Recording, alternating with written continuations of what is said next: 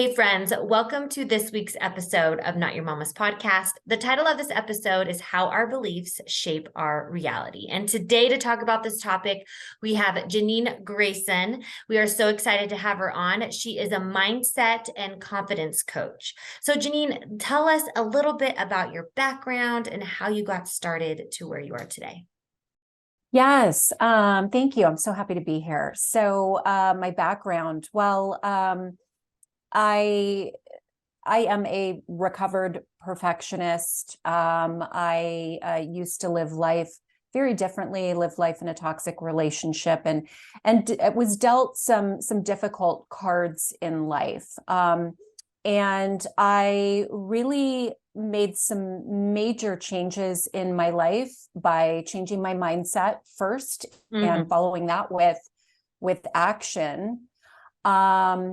One of the changes I made was I became an entrepreneur, and I entered the entrepreneurial space in the health and wellness industry. And that organically led to mindset and confidence coaching, which is what I'm doing now. And it was really just through working with individuals that wanted to get healthier that I just had this stark reality presented to me that so many of us struggle with our mindset, and our mindset really controls how we see ourselves and how we see others around us and our environment. And it can largely limit what we go after in life and what we can achieve and our happiness. So that's just kind of an abridged version of how I got to where I am today. Kind of looking back at your past and you're saying you're in this toxic relationship, which I could totally relate to you with. How is your mindset different then versus now? Where were you? What were you thinking? And how was it that you shift being in a toxic environment that you wanted to change? Because I know sometimes Sure. people have cognitive dissonance.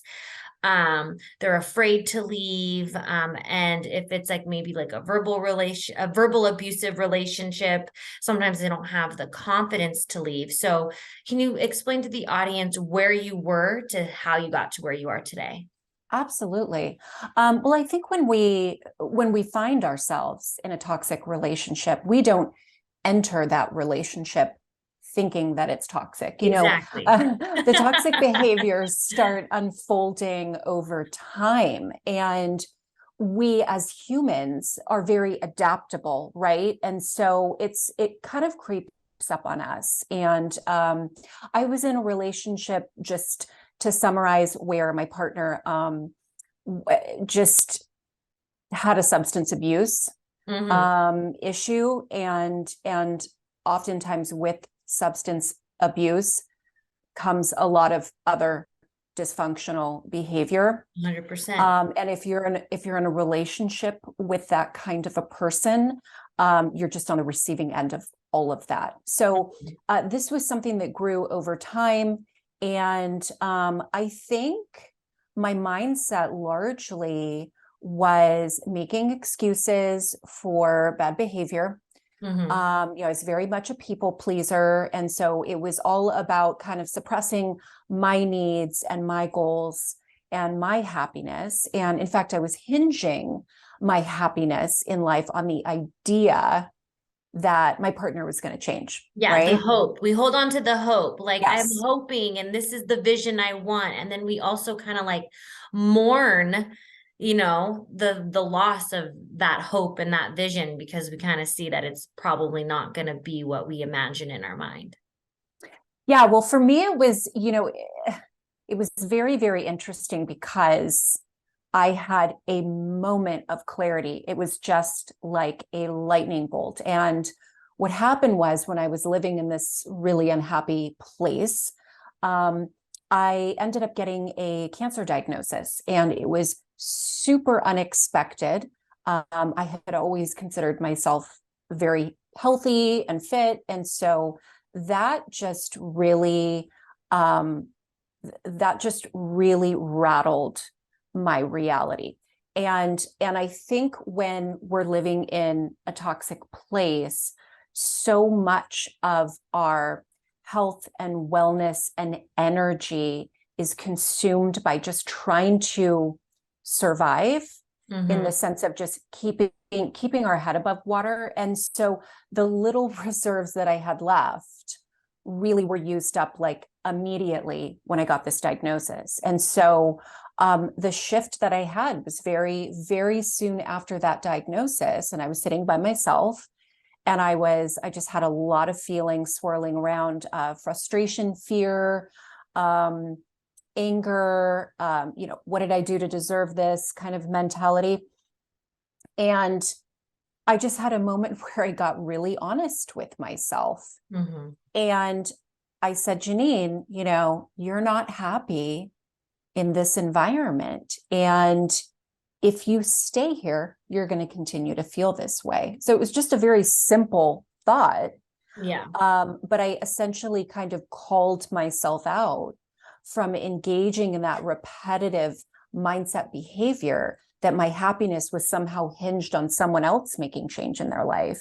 And I realized in that moment, if I wanted to be happy and start pursuing even a different life, that I was going to have to take ownership and make a change. So, I just acknowledge that, first and foremost, I was going to focus on getting healthy. That was really my priority. And then I was going to need to leave that toxic place. And that's ultimately what I did. So, as a result of that, I've completely transformed my life. Every aspect of my life has changed. And so my today is very, very different than I was back then. But I do want to point out that massive life transformation really started with a mindset shift. Exactly. And it really, and me taking action on that thought. Yeah. So it was small, but it ended up being a very big turning point.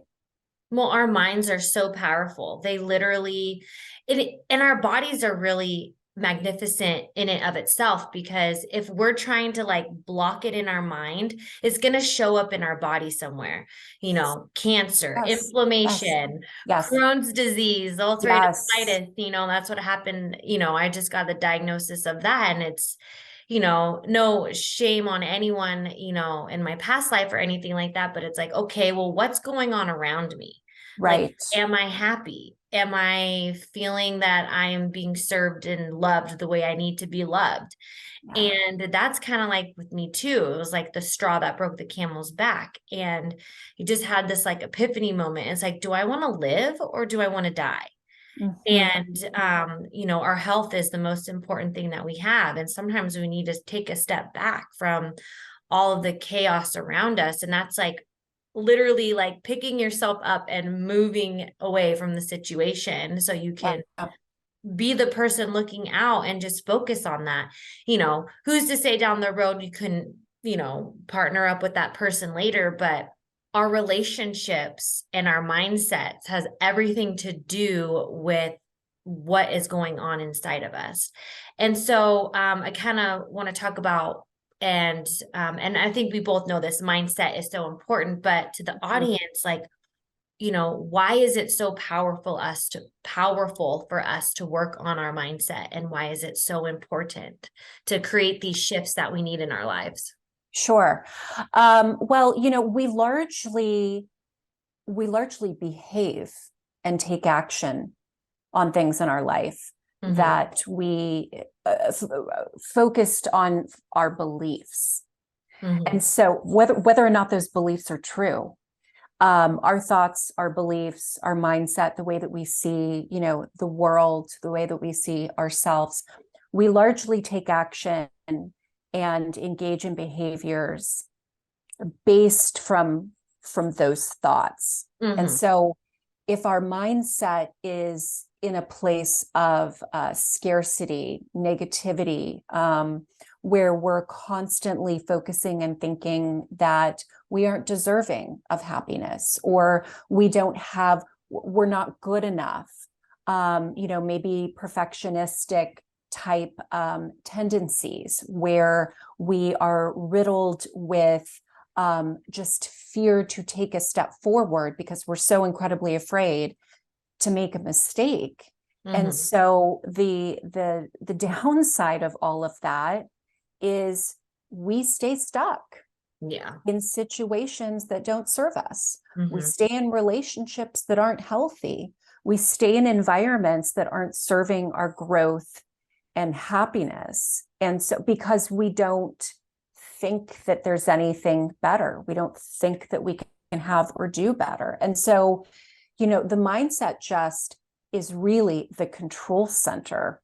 So, and our beliefs are simply our thoughts that we repeat day in and day out, whether we have that awareness or not. And so we can have these negative thoughts that kind of creep in, and we revisit those thoughts on the daily, and soon enough they become limiting beliefs. And so we simply don't forge forward and try anything different and try and evolve and try and grow. And I will say this, a big obstacle for individuals making change in their life is, and we hear this a lot, is overwhelm. So often we just get overwhelmed, and that's very normal when we look at our life from a bird's eye view.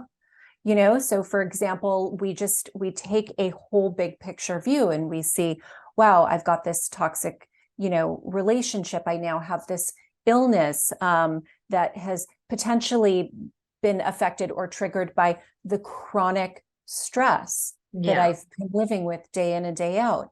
And so very oftentimes large picture views overwhelm us. And so our response to overwhelm is usually to not take action. Exactly. Just like, I can't do it. I'm so overwhelmed. It's almost like an excuse we give ourselves to stay comfortable and complacent, even though we know it's bad for us, because the fear of the unknown of change is also really scary, Absolutely. Absolutely. And I think, and there's a very fine line, because we also need to understand that we do have to engage in some self-belief to muster up the courage to take a step forward.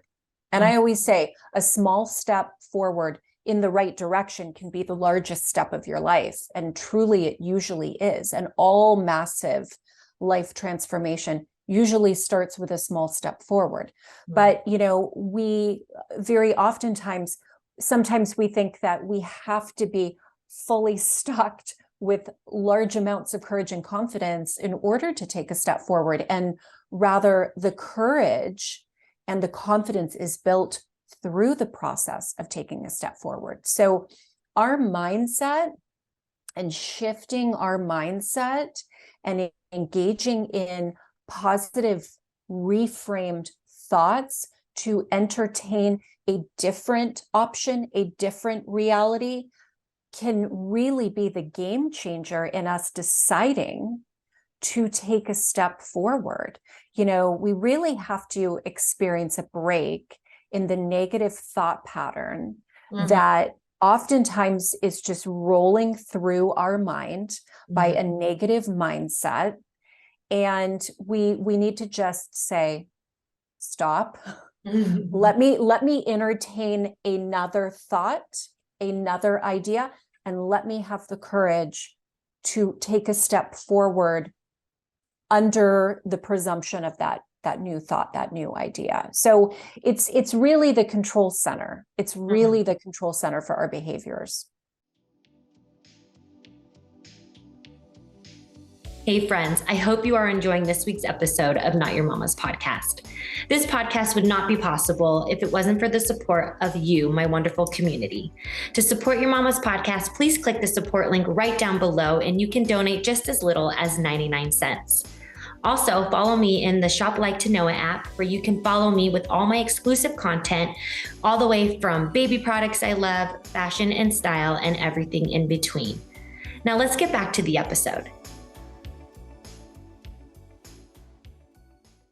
So you did mention one thing that someone can do is recognize, stop yourself, and try to change the thought with something positive. Right. What are some other things that people can do right now today to help shift their mindset and for the better? Sure, sure. Well, I think a question that we need to ask ourselves to start that process is we need to start identifying areas of our life where we are feeling unfulfilled, or we are experiencing, extreme stress or dissatisfaction. Oftentimes we have a hard time pinpointing maybe what those limiting beliefs are, maybe what that limiting mindset is, but we can identify usually feelings. Most humans can identify, oh, this creates a lot of stress for me, or this creates concern, or I'm very frustrated with this area of my life. So the first thing really is to identify those areas of life that make us feel some sort of way that tends to be more on the negative. And the second thing that we need to do is just entertain a new thought. So there's a few strategies for implementing new thoughts. And again, like I had said, our beliefs are really thoughts that are repeated on the daily. So one of the things that I help my clients with is ideas of creating a new thought that is potentially supporting another idea other than the limiting beliefs that we've been operating from, and to revisit that new thought. So ways that we can revisit new thoughts is we can create visual reminders. We can write that new thought, or that positive affirmation, or that new idea. We can write it, post it in an area where we see it day in and day out, put a post-it on the fridge or on our computer. Or we could even do audio reminders on our phone, where we're just reminded and prompted to think about that thought. Another strategy is journaling, and just giving a few minutes a day to write how we feel about that new thought. So it's all about just a little bit of repetition every single day to help support that new thought grow.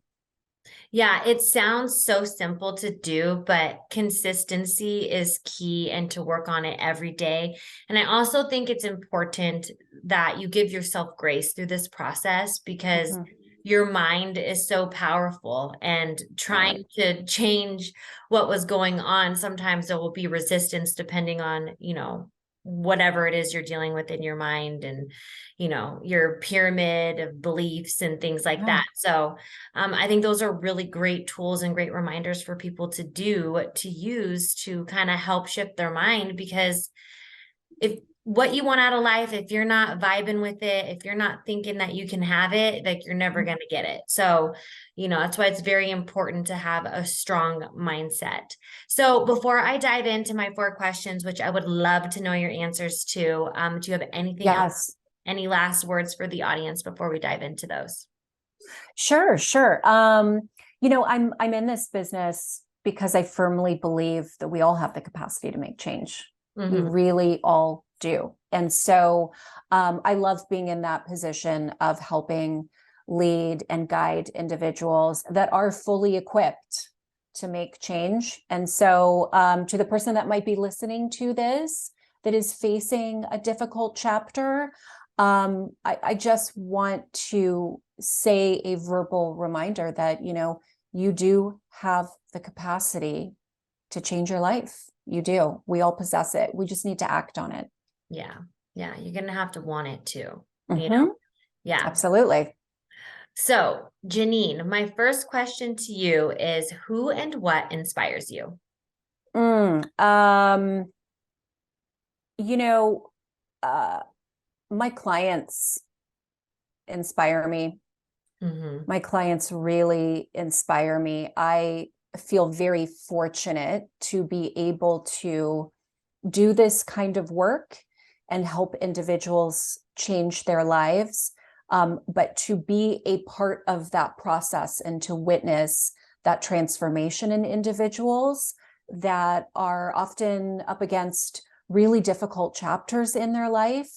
I feel so fortunate to be in that position, and it's incredibly inspiring to Yeah. see. So I would have to say my clients, yeah, in this work. Yeah, no, I could see that being very rewarding. Watching someone go from point A to point B Yeah, and watching them blossom and their wings expand. So, absolutely. yeah. So my second question is, what is something you wished you knew when you were younger? Mm. That's interesting. I think I would have understood, if I could have understood that we can learn and have so much growth from making mistakes in life. I think I tried for so long. I mean, being a perfectionist, to not make any mistakes.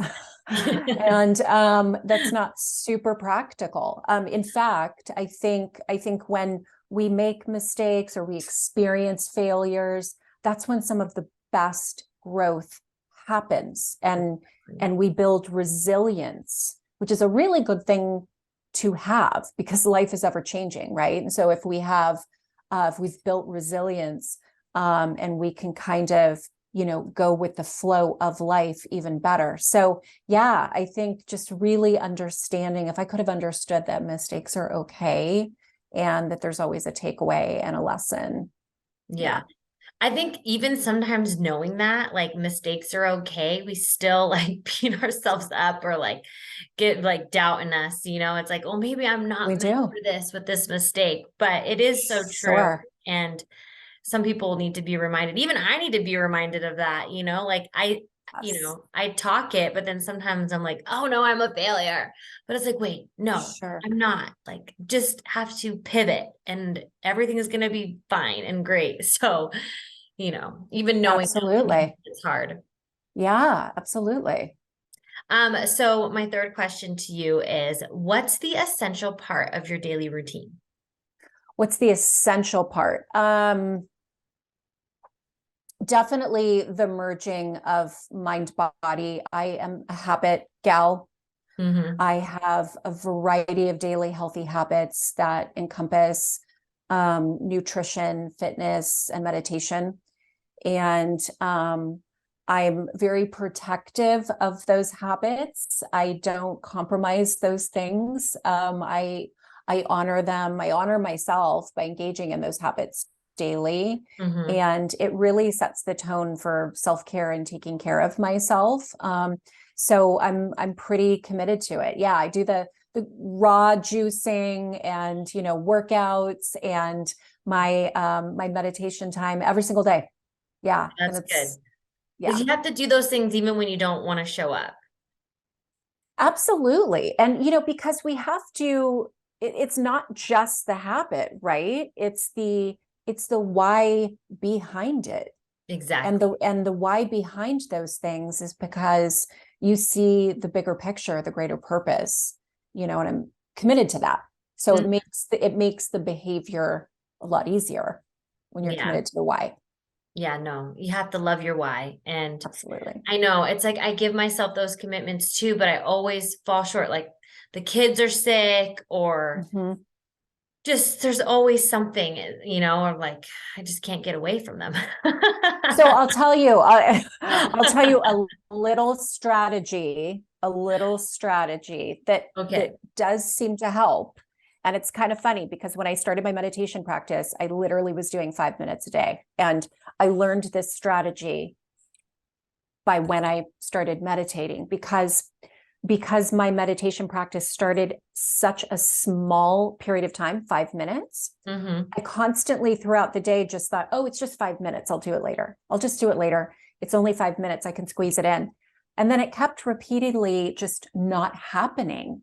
And I Mm-hmm. realized that regardless of how just large or small the habit or the practice is, that if we can literally schedule it, you know Mm-hmm. what I mean? Like put it on our daily Calendars. calendar, Yeah. it's so much more likely to happen. And Mm, identify those areas that are just peak busy, busy, busy, and try and schedule those things that we want to get done, not at those times. So exactly. I swear by scheduling.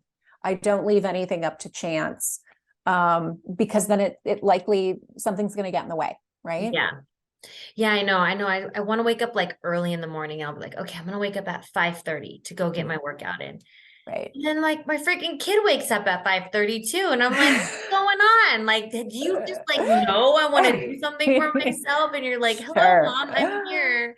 No, Sure. you need to take care of me. And I'm Oh just like, gosh. oh my God, like that's a fail. But no, I definitely believe in scheduling. And the one thing that I have been doing with my meditations is Yes. at night, like I've been putting in like binaural beats. And so I'll like lay Oh, in my great. bed and just kind of like, you know, day by day in every way, I'm getting better and better and better, you know? So Yes. I Yes. try to do that because I'm like, I need to heal my body. So I'm like been very dedicated to doing that every night. That's wonderful. It's a Um, great practice. yeah. So I mean that's like the one time the meditation I can get in is at night. But the workouts, like, because I usually do home workouts, but sometimes it's like Sure. even during nap time, like, you know, I'm doing the Sure. podcast Sure. or Yeah. you know, have, you know, like a doctor's Well, telephone thing or something like that. But anyway, I'm just going off on a tangent, but I definitely agree in the scheduling.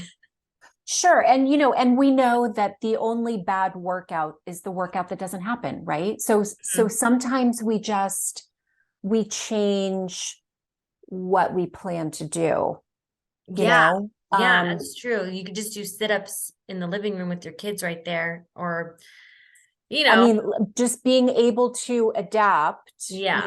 and just know that sometimes that perfect idea of like, yeah, I was going to do like a hit workout and incorporate this, and then something gets in the way of that. And just having that adaptable mindset where you just say, okay, it's not going to look like how I had planned, Yeah. but how could I still get some exercise in, and just kind Exactly. of shifting our perspective. I've done that many a time Yeah. when something gets in the way. I know. And Okay. we're always glad after we do the workout, right? Oh, a It always hundred feels percent. amazing. Always after. Yeah, Yeah. always totally changes the day. Like Yes. I'm way more motivated. Like I like to work out in the mornings. Yes, me too. Just to like get it over with. And it really sets me up. When I do that, oh my God, it's like I'm like, come on, kids, let's go. Like Right? so much more energy. Yeah, of course. All those endorphins too. Yeah. So my last question to you is the best advice you've ever received. Mm. The best advice I've received really good advice, but I think something that really sticks with me. I think being in the entrepreneurial space and being very passionate about what I do, and often recognizing that not everyone understands the pace that I go at and what my day looks like and all of that. Mhm. I received some really good advice, and it was, do not seek advice or validation from individuals that don't understand what you do.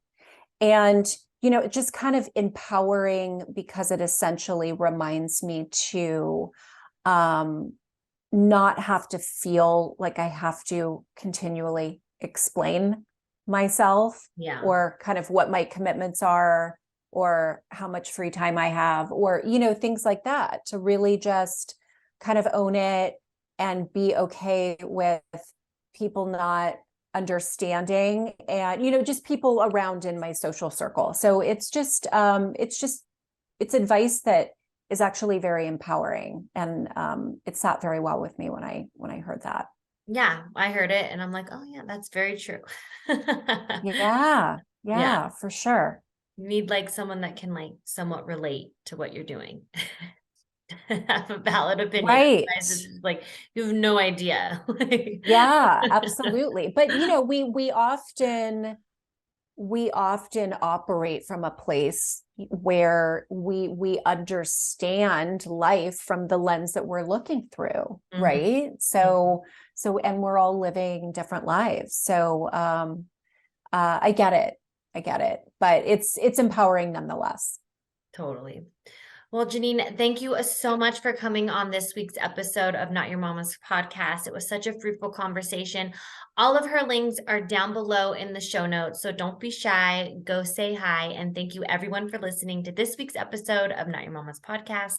And I will see you in the next one. Thanks, guys.